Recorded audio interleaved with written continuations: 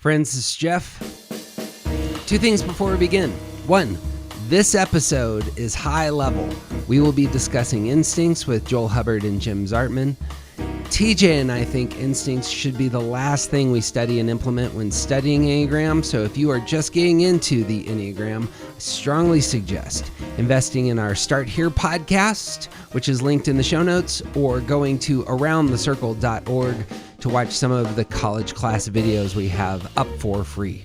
If you are just getting into instincts, it may be very helpful to listen to the intro to our series on instincts, which we posted in the summer of 2024, and that is also linked in the show notes. Second, Jim and Joel use different terms, and you should write these down or commit them to memory for the dominant instincts. When speaking about those with a sexually dominant instinct, they use the term hunter to describe the subtype. When speaking about those with a socially dominant instinct, they're going to use the term teamer to describe that subtype. And when speaking about those with a self-pres dominant instinct, they're going to use the term farmer.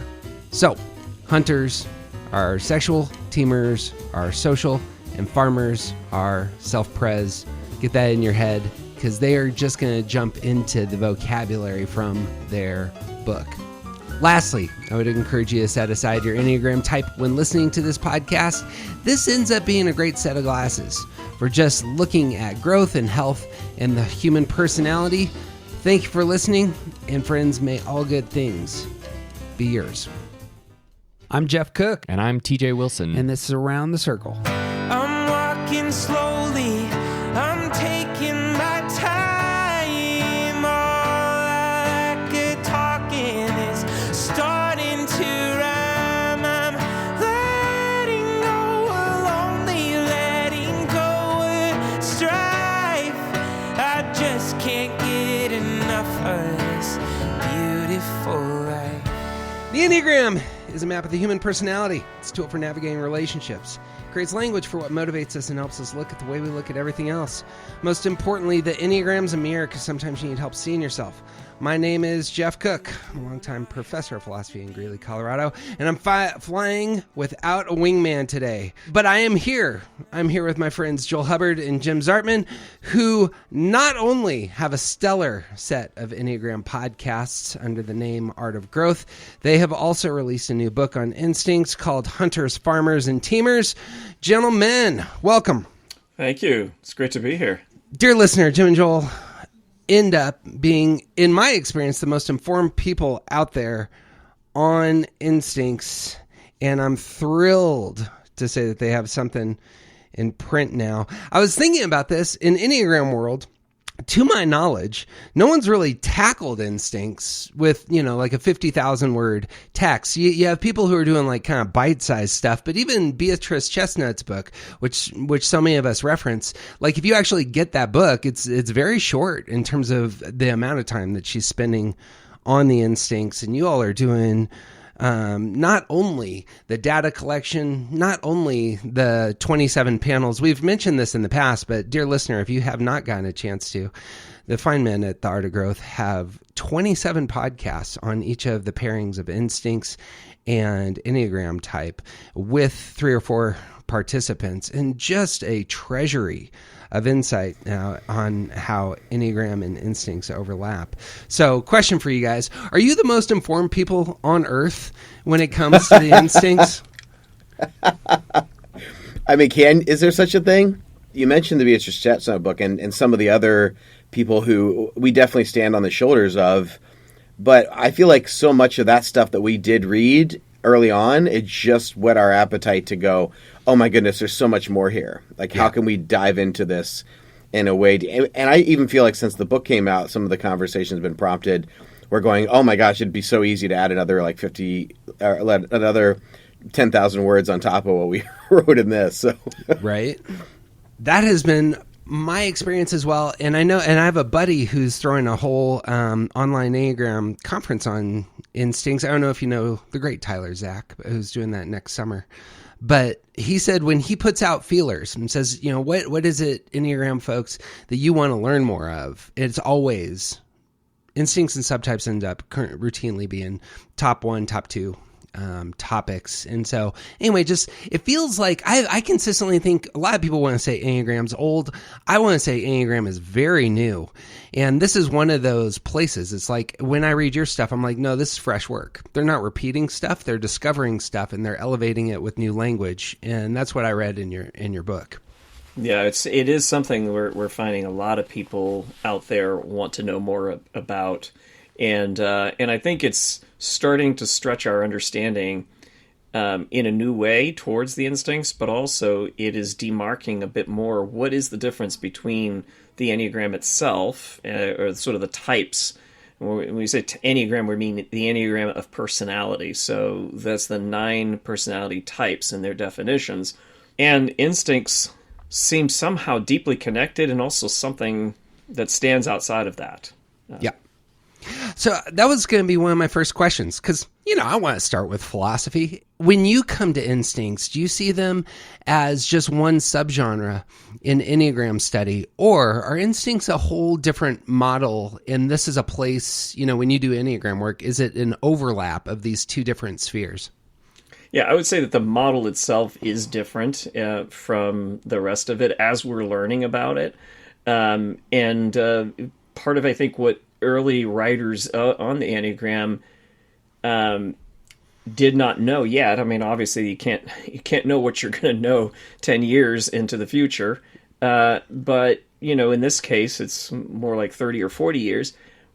When the early writers began writing about the Enneagram, they weren't able to distinguish the difference between an Enneagram type and what part the instinct played. And so as we've begun to understand the instincts, we're able to start to separate out the instincts.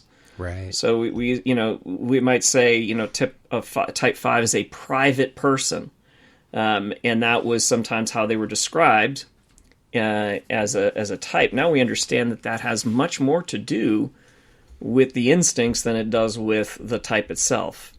And so you find, for example, you find a hunter teamer type 5, and you have someone that doesn't relate much to the idea of privacy. And so those are the things we began to be able to separate out and understand them as two different things. However, as with all models, there are intersections between them when we're dealing with human behavior, human psychology. It seems like one model explains something a little bit better, and then another model explains something else a little bit better.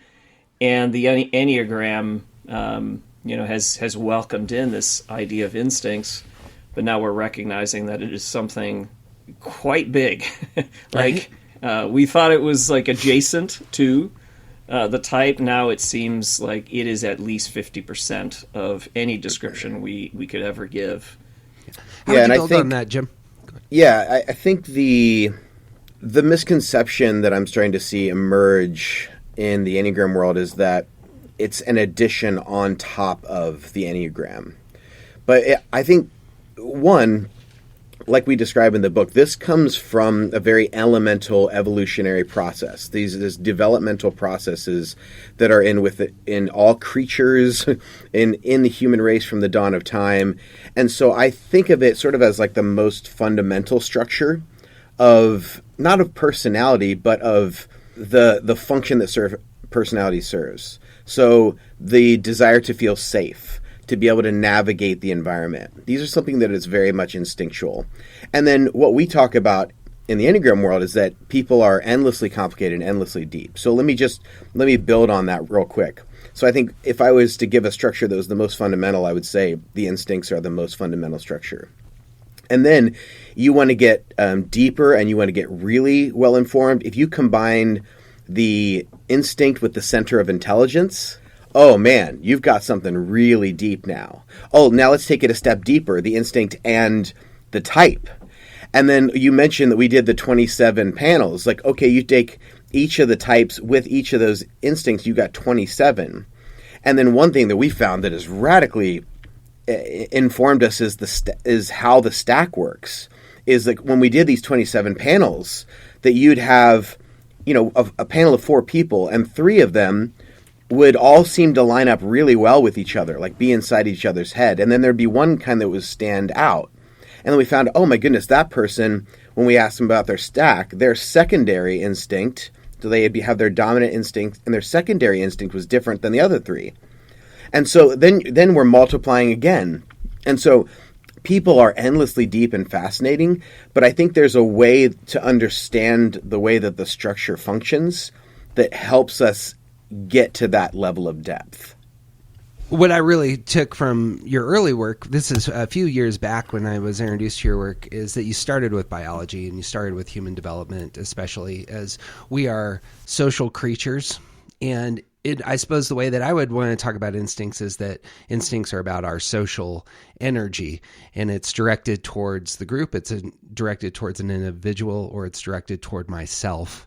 That would be how I come to it. Is it anything worth correcting there or building on? But I think that is my entry point, and it always seems real helpful for me. Yeah. Well, and we're going to need different tools to talk about this very complex subject. We're going to need different models, different approaches, because it is far deeper than any one of us understands at this point. So I appreciate that for sure. I think the idea of the instincts, which is something that is easy to get away with because we think personality so much of the time. It's like, well, personality. But as Jim said earlier, instincts really precedes personality. It's a survival mechanism that then gets taken by the personality, and in some cases hijacked. I would say perhaps most of the time hijacked by the personality as a means for survival. So there are three survival instincts. So, the farmer, the survival instinct is, preserving. That's how we survive. We survive through preserving, through sustaining, through protecting. But then you get to so that's the farmer or self-preservation.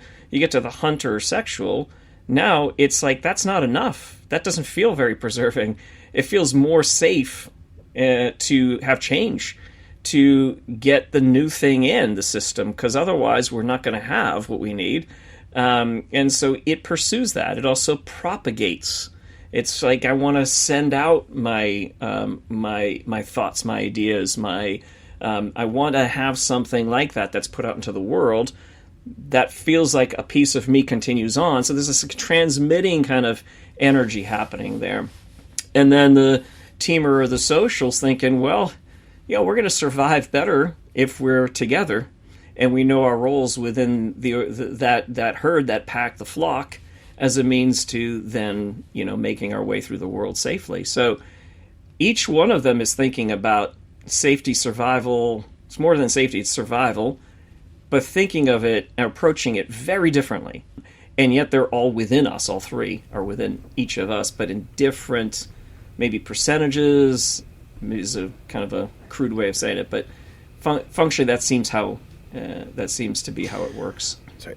And it seems like there was an aspect that did get assumed along the way when it came to a term like preservational, that it was self-preservational, and that's how the instincts have classically been discussed in the Enneagram circles. But we found that may be true at a certain point, or in a developmental or an evolutionary process.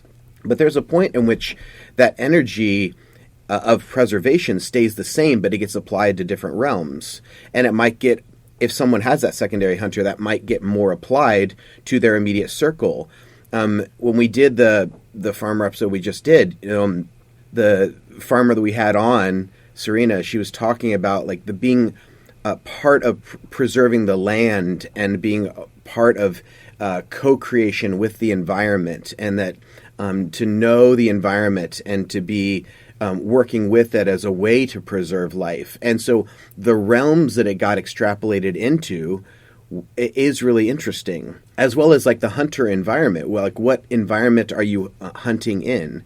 So it's not just with one other person, but you can even hunt in more of a social environment. So there is an interplay with these things that is really interesting. And I feel like maybe we're creating the next rung on the ladder of understanding the instincts, but I still think there's a long way to go. Yeah. Quick clarification, and this is, for me, it's actually a central question when coming to the study of the Enneagram, is whether or not your personality is something to transcend, something to overcome. In some of the language being used here in terms of biology, I got the sense that you were saying that your instincts can overwhelm your will at some level. Is that how you would read the instincts? And when talking about the personality, is the personality something that you think is good and ought to be, cherished, or is it something, some folks will want to transcend their ego or, their frame at some level? How do you guys approach that?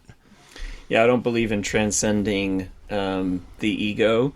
I know what. Well, let me back up and say I know what is meant by that by many of these people that talk about it, and I would agree with what they mean by that. But then there's plenty who take that and put it, there's a sense at which you sort of look down on the ego as it's a problem to be solved. And I don't believe that it's a problem to be solved. I think our ego has preserved us and has helped us to survive as long as it has.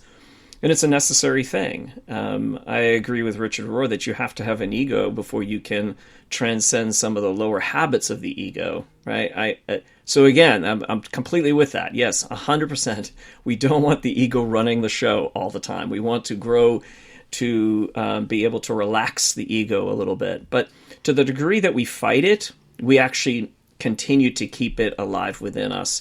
It's really a matter of gently relaxing around the ego, loving it, but recognizing its value, its purpose, but then also moving towards the higher side of the self. There's always these two sides, one that's much more concerned with our own survival, and one that's concerned with the well-being of others beyond ourselves. And I think that is the tension many of us walk. So I would say that about the personality, not something necessarily to think about transcending.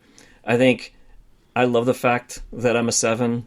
I will never not be a 7, but my hope, because why would I? Why would I want to give up on enthusiasm? Why would I want to give up on big picture thinking? Why would I want to give up on the things that are really good about the 7? However, there's some really egoic things about the 7 that I also have to transcend. So that's also true. So that's the part I would say about the personality.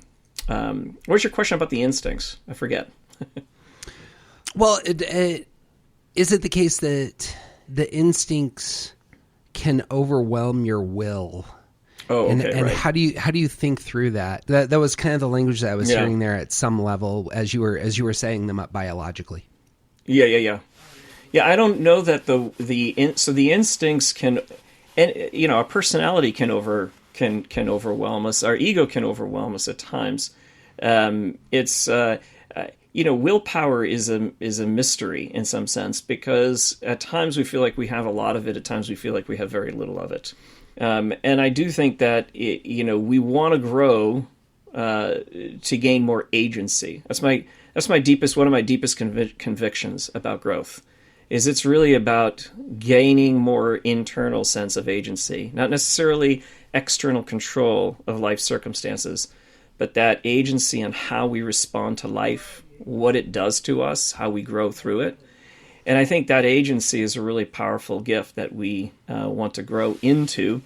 And but there are days where the instinct, the survival part of the instinct, the lower part of it, because we're starting to learn now that there's this higher part of the instinct and this lower part of the instinct. So that's new. We didn't put that in the book, but we're seeing it.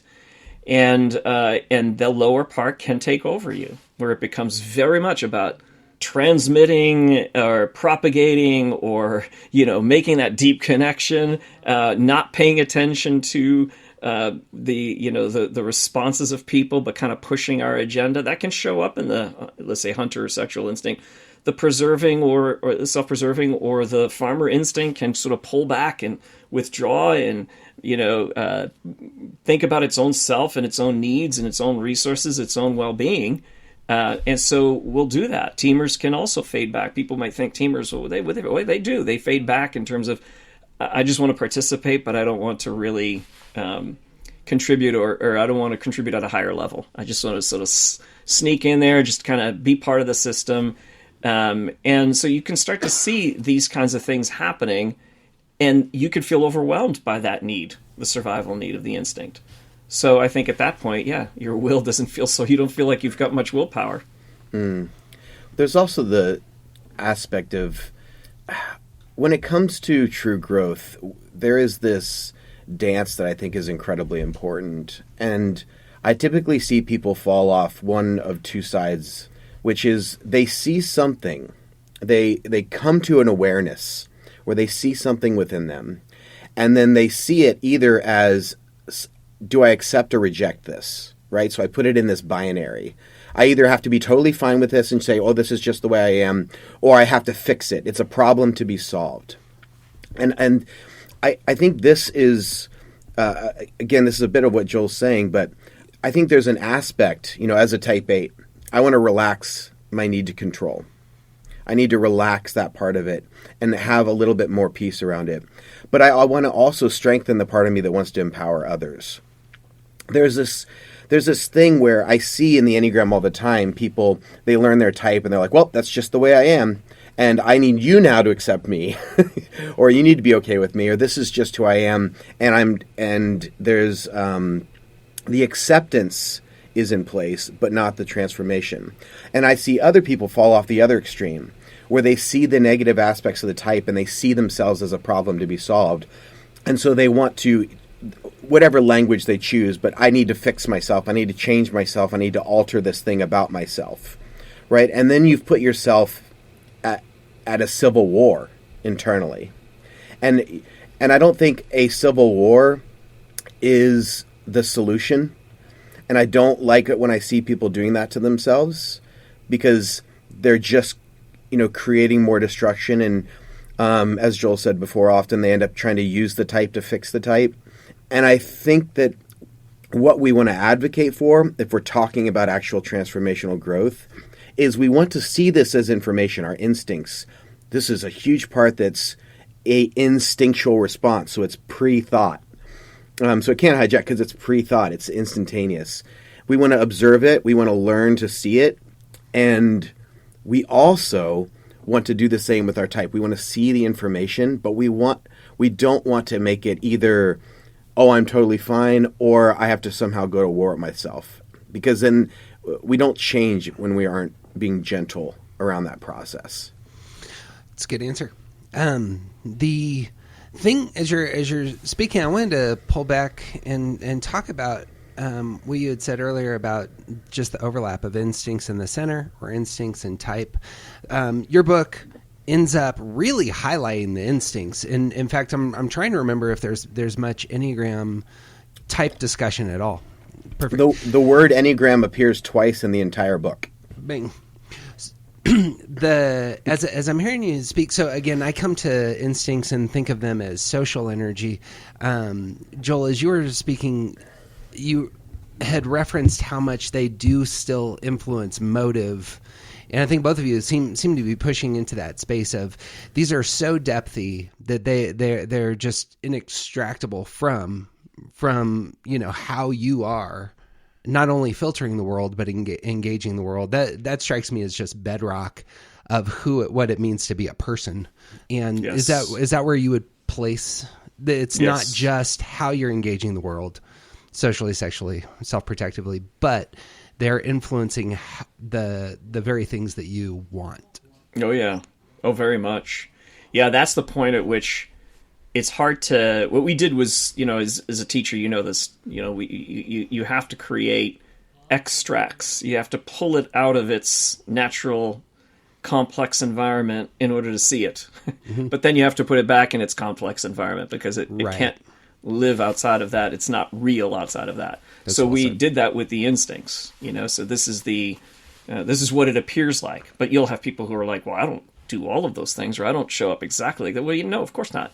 Right, because you have a personality type, and so what it does with the instinct and what the instinct does, and I really think, it seems like the instinct does something to the personality, and the personality does something to the instinct, and so what you end up having is this expression, which will look very different from type to type, and even if you have the same exact instinctual stacking and the same type, even the interests that you might have will be different. And so there's still, it doesn't answer everything, but at least it starts to kind of identify some new things that we're learning about personality It's good. And we try to put it in the realm that we see it in, as far as a lot of this book, we're talking about the realm of people trying to do something together.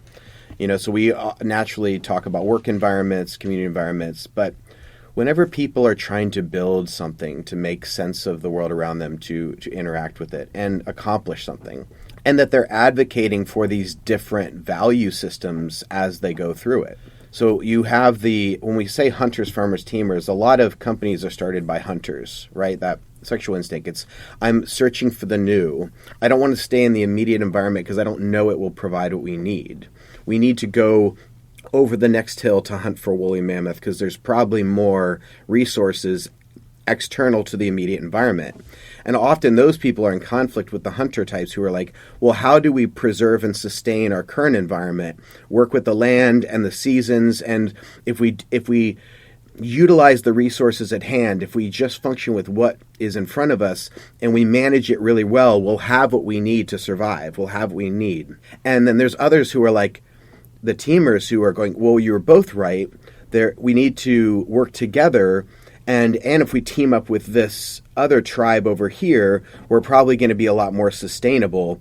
And if we scale the amount of people involved and the resources that can be shared, then we're going to have that stability and scalability and success over time. We're going to find new resources. We're going to preserve the ones we have. We're going to have this all working together.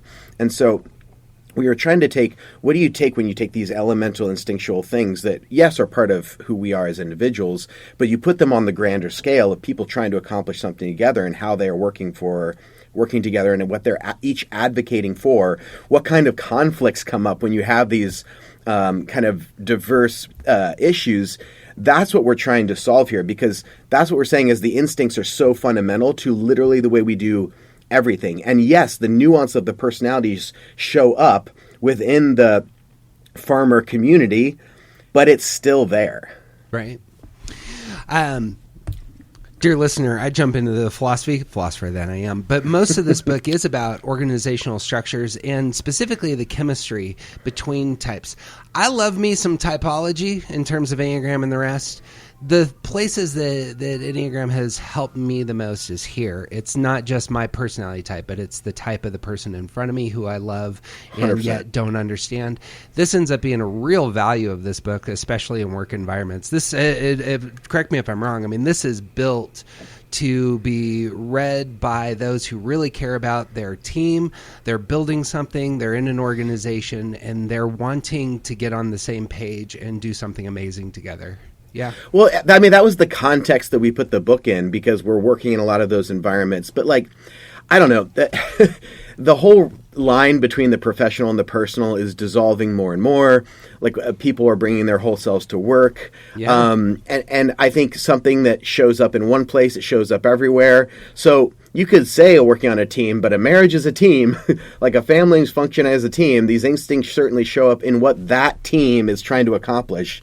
So yes, we put it in a lot of the contemporary work languages. Part of it is because I see the instincts as a foundation that is more beneficial than a lot of the other systems that are out there.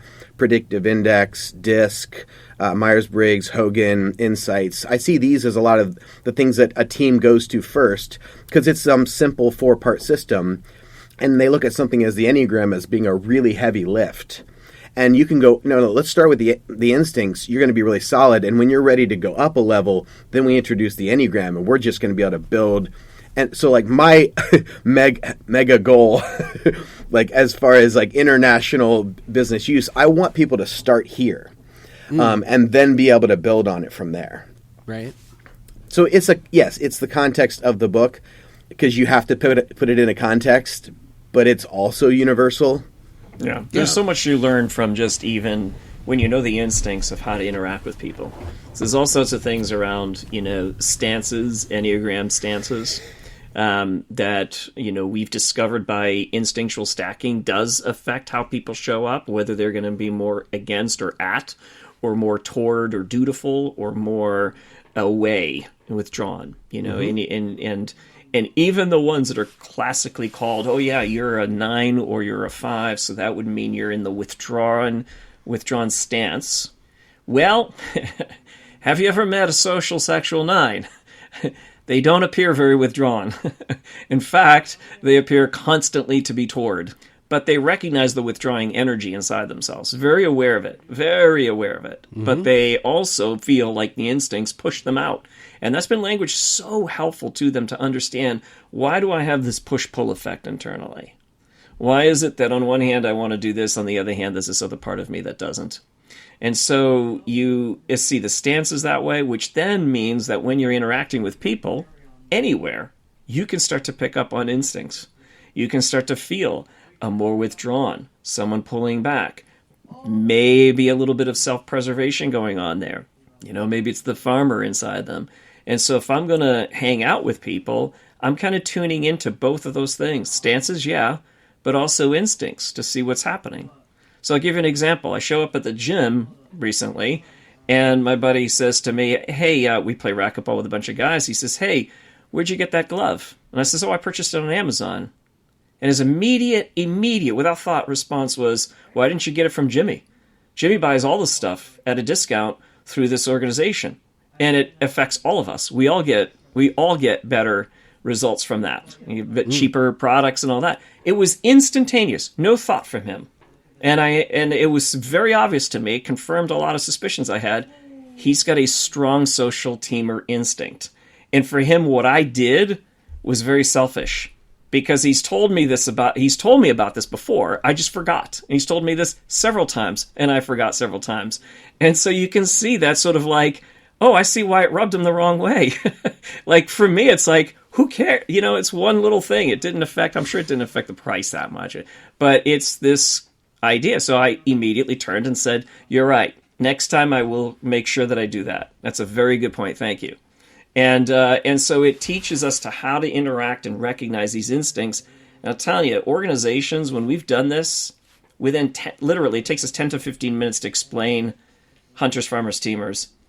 And they instantly begin to see, oh, that explains why that person's the way they are or what they're doing. That makes so much sense. Or why when we promoted this individual, they didn't really thrive as a manager. Whereas prior to that point, they were doing really good at project managing, or at working on a particular, in a particular way prior to that point. But as soon as they got people that they started managing, they struggled. So you start to immediately see the applications and the uses of this. So yes, family, friends, and definitely corporate. Love that. I'd love to get into some of the meat here. Again, philosopher that I am, I love changing language. And so I thought it risky. You're one of the few. And I thought it was, I missed what you said. I apologize. I said you're one of the few, because so many people have an immediate reaction against anything you start using different language. Well, sexual type that I am. I mean, I'm there we go. All right. a risk taker on these fronts. That's right. I think one of the most helpful things on the Enneagram front is to bail the titles sometimes, the helper, perfectionist, etc. However, those can be really helpful. Putting language to things, especially big concepts like this, we've kind of mentioned this already. We are talking about huge categories in terms of sexual, self-preserving, and social types. And as was said, like sometimes the small descriptions aren't really going to connect with you, but some of them will. I love the image. Again, it brings in the biology, but of hunter, farmer, teamer, in terms of here is a filter through which you can get into this material that's different. Like just allow your mind to get into the material in a different kind of way so that we can say some new and interesting things. Because too often you're on your railroad track and you can't move because the language is causing you not to move. That's right. But fresh language, one of the things fresh language does, if you allow it, is it allows you to open up your mind a little bit. When I come to your work, this is what I experience most, is that I saw characteristics of each of these three instinctual variants, dominant variants, as in new ways. And I want to just talk about that, like in your own discovery. And you start with hunters, so I'd love to start with hunters. What was the newest, freshest thing that you learned about sexually dominant hunters that you weren't looking at before, but it just materialized as you got into into looking at that variant? Yeah. Where do we begin? But yeah, there's been so much that we have learned. Even we've always known, since we learned about the instincts, that there are sort of 3 subcategories under each of the instincts, and those are obvious. Like change, yes, hunters like change. Hunters like to immerse themselves. Just drop me in. Like, don't tell me about it. Drop me in. I want to experience it. That's how I learn. I learn from the inside. But I also like to immerse myself, even relationally or with other people, in really deep connections and deep conversations. And then the third was broadcasting, putting myself out there. So all those are familiar. Like, oh yeah, we see that. But there's been certain things that have been surprising, like competition, like how much the hunter competes and doesn't compete, which is interesting. Because I talked to some hunter types who's like, oh no, I don't compete anymore. I don't compete. I'm like, well, is that because it's so painful to lose? It's like, yes. Like it is something that is really hard, and I hate it so much that I've stopped competing entirely. Like, I don't want to have I don't want that feeling, right? And at the same time, there's something really wonderful about that experience of pushing yourself. It's definitely that energy that pushes you beyond your capacities. So there was a lot of that. The other one was the ability to transmit and receive, because that's a part of it that sexual hunter types like to put something out there, and but if they're not paying attention to it, they can be doing that too much and not also receiving, taking in, and really processing that well. So the dance between those two. Because I also am coaching one who's mostly receptive, doesn't transmit very much, which surprised me. But that's been helpful for me to understand what's going on for you, that you are a dominant hunter, but you have a hard time transmitting. And it's like, well, actually, I really do enjoy the receptivity. I love that. And so it's been exercising a little bit more self-disclosure. It's one of the things that hunters do fairly easily, is to self-disclose, to be a little bit more transparent, to reveal what's going on internally. So those have been a few things that have been some interesting new ideas that we're learning about the types, or about the instinct. Did anything hit you, Jim? Well, I was immediately going on to the farmer so we could hit a few of them, which was so much of the language that had existed. And I loved how you said that about how language has to change or we get stuck in these ruts. Like, that's so helpful. That's a really good articulation of it that I hadn't heard yet, and I really, really appreciated. So the thing about like the farmer is so much of the language had to do with the self when it came to the preservation instinct. And so a huge part was like, well, how do we say this when this instinct goes to work? It doesn't suddenly become something else. It's not like their instinct disappears and they suddenly become all their type or a different instinct. So what is that person like when put into team environments, group environments, and this kinds of environments? And how does that show up? And the fact that they still apply the same resource management and desire for wellness, desire for stability, that these things still show up in every realm that they apply themselves to. So it's not just self. And so I think when it comes to each of the instincts, it's like, well, why we need different language often is like, well, does that language still work when you're showing up in a different realm? Which is why like the sexual didn't really work, or the one-to-one, because it's not really about one-to-one. Like, how does that get applied in these environments? Because there's again, we're talking about an instinctual evolutionary energy that is guiding this, that is behind the scenes. And so how do we talk about that in fresh ways? And some of the stuff about the teamers, I think that were that social instinct is one of the main things I didn't like about the term social, is people thought, oh, that meant these are social people, that they like being around other people, and that we were trying to point out, no, it's a preoccupation, an attention, and a sense of responsibility to the social realm, not a interest or desire to be social. You can be introverted or extroverted and be a social type, because it's a realm of concern. It's a realm of, I need to pay attention to this. And so there's a desire to be a part of something bigger than yourself, even if that means serving behind the scenes for something that was considered a dominant type, and so I think some of this language is very much designed in order to deal with some of the shortcomings of the previous language. Mm-hmm. Let me add a couple things. Yeah. One to the preserving or farmer, and one to the teamer. One of the surprises too was the nature of participation with the preserving or the farming instinct, different from collaboration. That's more of a social or teamer instinct gift. But it is a fascinating thing to watch, and something that's really got my attention, and I want to learn more about, is the nature of participation when it comes to farmer types, because they don't seem to fight nearly as much as I do with the physical realm. There's not a trying to wrestle it or wrangle it into control. There's more of a dialogue. It's like a conversation they're having with it. Now, I'm speaking about it at the higher level. At the lower level, that's not always how it's going to show up. But at the higher level, you watch this participation, this back and forth, this dialogue, I've even watched them literally speak to mechanical objects and refer to them even as by name, giving them a name, which I've never understood that, but naming their car or naming, there's definitely more of a relational participation feel to that.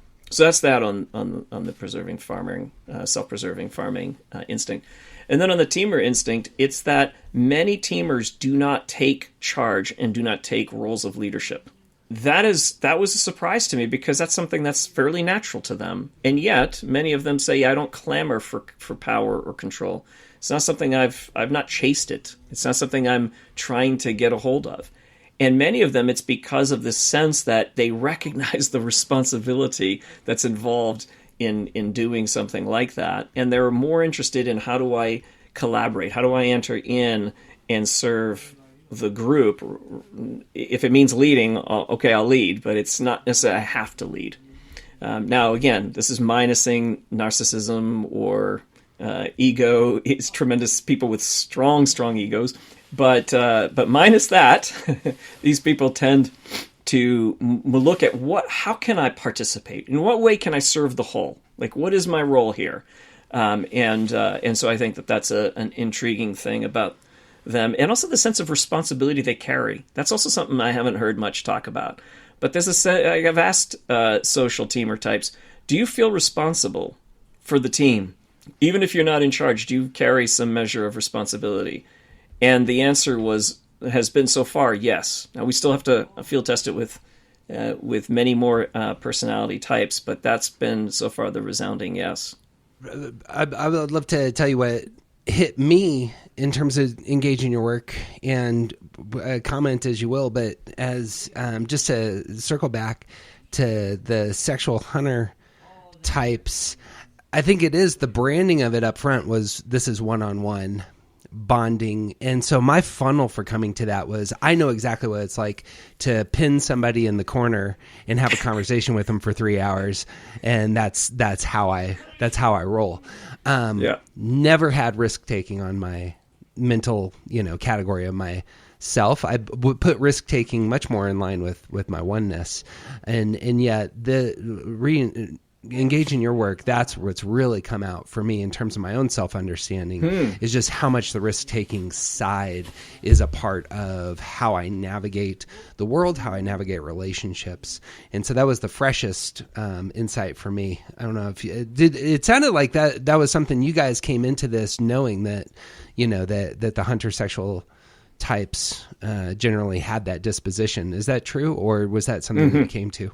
Well, it was already in some of the descriptions that came out of the Enneagram Institute and other places as well, where risk was definitely one of the top categories. So there's 3 categories again. First one was risk, second one was immersion, the third one was broadcasting. So that's pretty consistent. But one of the things that we've been teasing out is just in what ways risk shows up. It's very different, and it's not always. And the thing that people really recoil against is risk. That's the funny thing. It's like, it's like, oh no, I don't see myself as a risky person. And then when I say yes, but how much change do you need? And they're like, oh yeah, no, I'm always seeking change. And then when we talk about the changes that they've made, well, how come they didn't feel risky? It's like, well, because for me, the risk of staying the same was greater than the risk of change. Mm-hmm.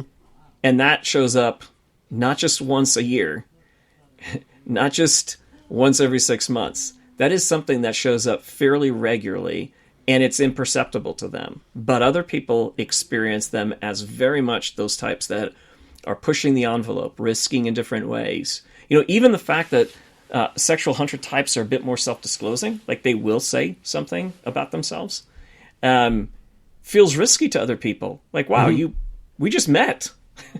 And, you know, you're already telling me, some deep, dark secret. What feels to them as deep, dark secrets, which to the hunter, it's like, well, it's not, I haven't told you anything deep or it's just, that's natural for them. So I think that part has been needed to be explained a little bit more as to what that looks like when it's being expressed, as opposed to, yeah, I'm the person that jumps out of planes at 15,000 feet. I love doing that. And I do that every day. And it's like, that's not, Yeah. To me, I actually think those are not hunters. I think those are farmers who are trying to overcome their fears. It's a counterphobic sixes going on there. Counterphobic sixes, exactly. Yeah. Yeah. Yeah, the image that I have there is of a lot of comedians tend to that's risky. I'm going to get on stage by myself and talk, and that sexual energy and that often what you see with those sorts of folks is the exposing side of this is who I am, and I suppose that was what was going through my head there to recount something just to bring it into our language that I really loved in your early presentations was to have temperatures associated with the three, and the hotness that comes out with the hunter sexual types. It just has been very helpful for me in terms of this is who this sort of person is, this person with this kind of social energy come across hot. And that was just incredibly helpful. The thing with farmers and self-pres is I intuitively think, well, this person is selfish, but in your literature, just elevating, no, this person is resource focused and conscious first ended up being really helpful. It gave me a lot of empathy. It gave me a lot of insight in terms of where I pivot to this space at times. And that was the thing that jumped out to me as most interesting. If you guys got thoughts on that. Well, it's just that what you're saying is you're highlighting the fact that we all have all of these. Right. So many times when we look at a system like this, we kind of go, well, where am I? Like, what am I more like? And you just pointed out a really important thing where all of us have felt these deeply at different times. All of us have felt like the world feels unstable or unsafe, and I need some more stability. I need some more groundedness, some more rootedness. I need something to be familiar so that I feel like I'm on stable ground. That farmer instinct. That we've all had times where the world is so disrupted that we feel the need for that. We've also felt like, things are a little stale right now. It's just everything is kind of predictable. I don't really feel like alive. I feel like I need an adventure. I need something new in my life. I need to have that sense that I'm really here and experiencing something. That hunter sense, like we've all experienced that at times. And we've all had this experience at times where we go, I really do want to be part of something bigger than myself. I feel like I've been locked in too small of a world. And I want to know that there is a wider world. I want to feel like that sense of meaning and purpose on a grander scale. I want to feel like I'm participating in something that matters to the bigger picture. Mm-hmm. And we all have all of these instincts within us. Like I remember early on hearing Russ Hudson talking about the types this way. And he would talk about the type and he'd say, this is the part of us that ...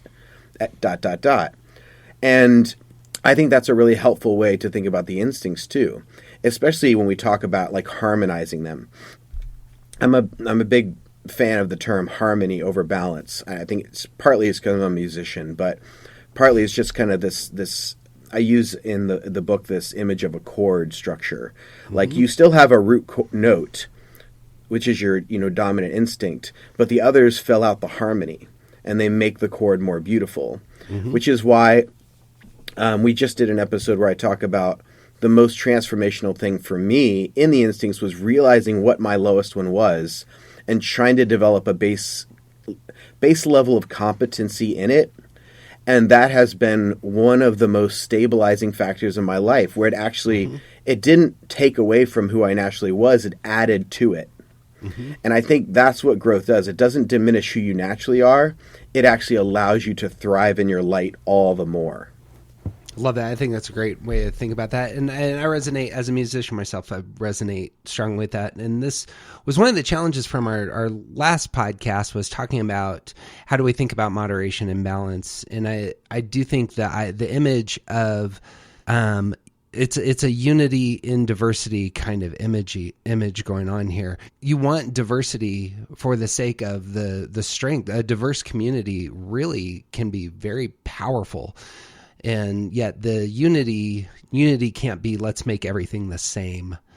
What I hear in your language, and especially hear it on the 8 side from you, Jim, is that you don't want to diminish your strength in these areas.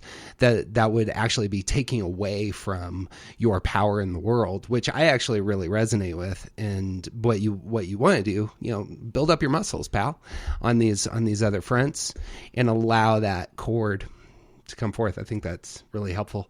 To pivot back to farmers, and this is building on, I love the distinction you made between collaboration and the nature of participation. Is it not the case that for farmers, one of the things that is part of their self-protective inventory is the team itself? That is that when investing in other people, this is actually a self-protective move at some level. That's what I heard in your language, that it's not just I'm isolated, I'm an introvert, but it can be the case that you have some extroverted, self-protective, self-pres farmers. Yep. And the investment is, here's my team. Yeah. Well, you bring up a really good point, because we are not single instinct people, even though we know that. We still talk about, in many forums, the instincts as like, well, I'm a farmer who enjoys being part of a team. Right. Likely, you're a farmer with the teamer instinct as your second. Mm-hmm. And so what happens is the outlet then becomes the teamer for the farmer. The farmer actually looks at the team as a resource. And it's like these are people that can be part of the resourcing, part of the, helping us to sustain what it is that we're creating in the physical world. And so that's very normal for us to observe that. Whereas you'll see something very different when you have a farmer whose second is hunter, in which case then their circle is going to be very tiny. Well, they're still going to look to that as part of their, resource, the people that are immediately around them. But there's less of an intuition around how teams function and how to use that resourcing gift in and through teams. And so that's what you start to see is like, that's the distinction you pick up on when you start to recognize two of the same instinct, even the same type, but their intuitions are a bit different. I suppose in my mind, as I'm coming to this material, I consistently kind of envision a funnel, and the self-pres farmer ends up being the most helpful for me in that they take in the world. And what is funneled, the funneling process ends up being a primary question of, do I have what I need? And that's going to influence so much. And then it's going to pivot. And as you were saying, it's going to pivot to the individual if they have a secondary center that is a sexual secondary instinct, or toward the team if that's their second. Whereas the way I experience the world ends up being, the world's coming at me, and I think first and foremost about either the person in front of me or specifically about my spouse. And that's just a primary filter. And then I move towards, and am I also okay? And my social is the third. So it's, again, the funneling of the energy such that when I come to the world, this is how I'm naturally navigating. I'm real comfortable in that space too, of saying, look, if she's on board, I'm fine. But that's really the thing that goes first and foremost. If she's on board and I'm on board, like we're going to be great. And then I move towards everybody. I move towards myself, and I move towards everybody else. She is not like that. So my wife is social, dominant. Okay. Wow, and big difference. So she's taking in the world. It's always about everybody. It's about her department. It's about her family. It's about our church community, and that's the context. If we're okay, I'm good. And then she pivots towards more of that self-preservation space. But anyway, last word on these three divisions, and then I got other questions for you. Yeah, very good. We never talk about politics on our podcast for the most part. And as I'm reading your stuff, it's just all over, I think, how often we come to approach these topics. And so I'm saying it in order to set it aside, that there are some people who are more individualists, who are risk takers, and they seem to congeal over here. And there are some people who are teamers, and they're much more, here's the group. We need to look out for everybody and understand everybody. And the individualism, and this goes back to Plato and Aristotle in terms of, the many and the one. But in terms of political power in a land like ours that is really in pain, I don't know if you've noticed this seems to be a primary of what is actually at war in my mind and heart is the me versus the many, kind of way of coming to being a people. And obviously your book is on the collective, so I was hoping that you might have some thoughts on that. Yeah. Oh man, I can't believe you saying these things, because I've been really thinking a lot about this as of late myself in terms of the instincts in politics, and seeing some very similar things probably that you're saying. And maybe offline I would love to learn a little bit more with you about this. It's just fascinating to me, because I do think I see it. It's like, wow, it's like that no concept of the social. I can see why you think it's just individual responsibility and personal responsibility. I get that. 100% get that. I believe in that. All with you. And in fact, I really push that in many regards. But on the other hand, to miss the fact that there are social dynamics at play. Well, social types or teamer types see it. And it's a mystery to them. And I think this is what's happening in the debates sometimes, the arguments. It's just that you're missing entirely because you're seeing something that the other is not seeing at all. Yep. And I do think that there are blind spots. Especially if it's your third, it'll be a blind spot for you. If it's your second, less so.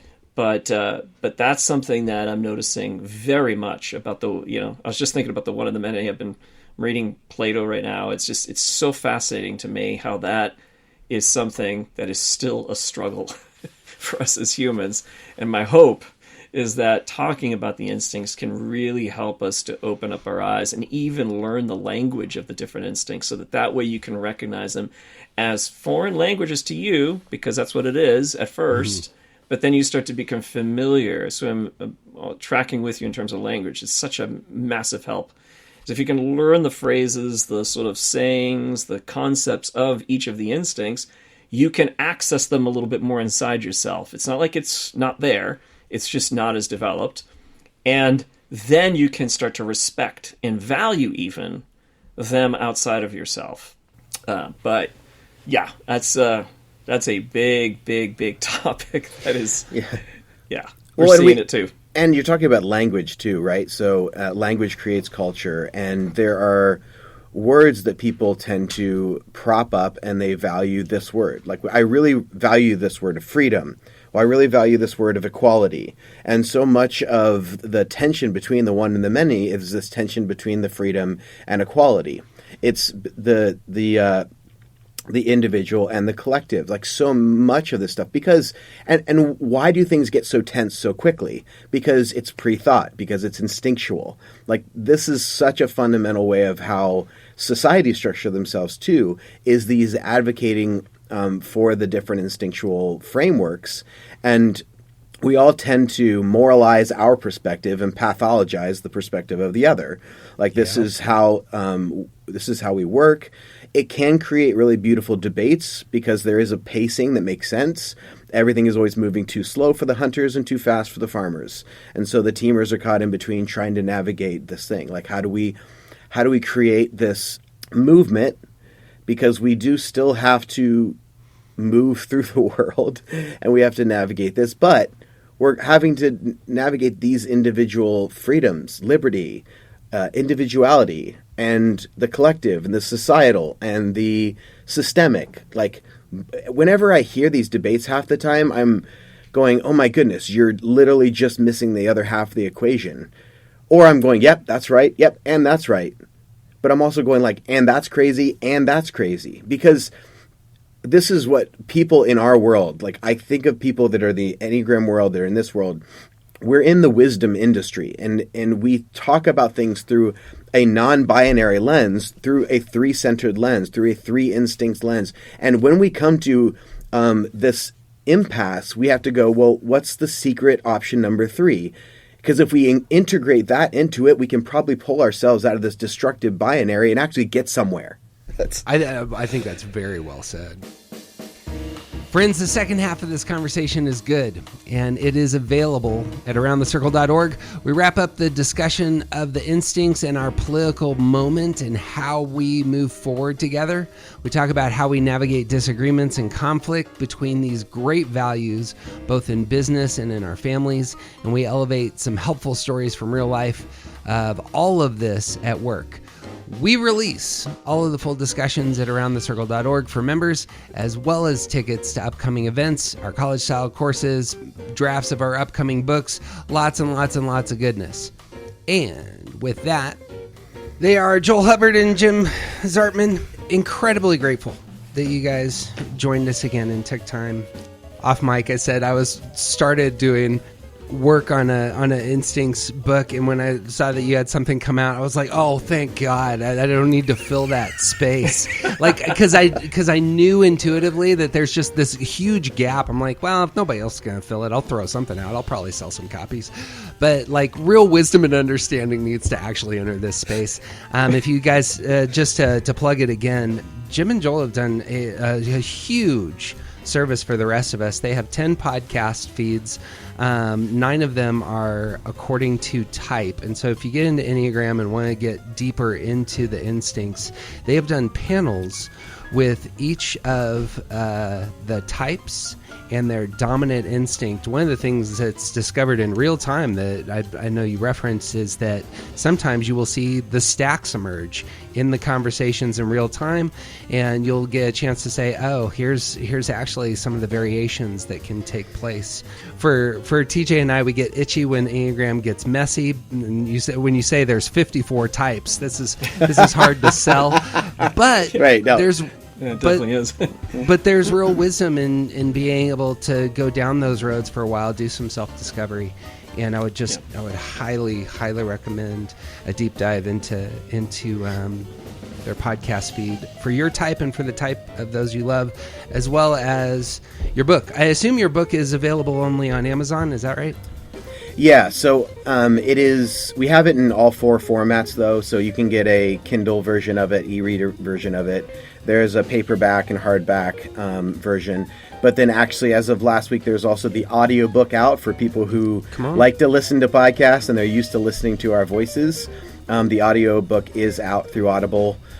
So those are the formats that it is available right now. Wonderful. Well, I'm looking forward to watching your guys' work develop and continuing to put out good content in the world for the rest of us. So I do appreciate you all. Any last words? Just thank you so much for having us. This was a wonderful conversation. I feel very honored to be part of your podcast and your work. So thank you. Excellent. And yeah, these kinds of questions are actually making the material better as we go. Yeah, absolutely. So this is like, there are things that come out in every one of these conversations we're having. I love that we're actually sharing it in a wider, group with the Enneagram community. But these conversations are making the material better for the next round. And I love it. So total honor. Bang. They are Joel Hubbard and Jim Zartman. Art of Growth. Find them online. And again, find their book and their podcasts. And I'm Jeff Cook. And who you aren't just isn't interesting.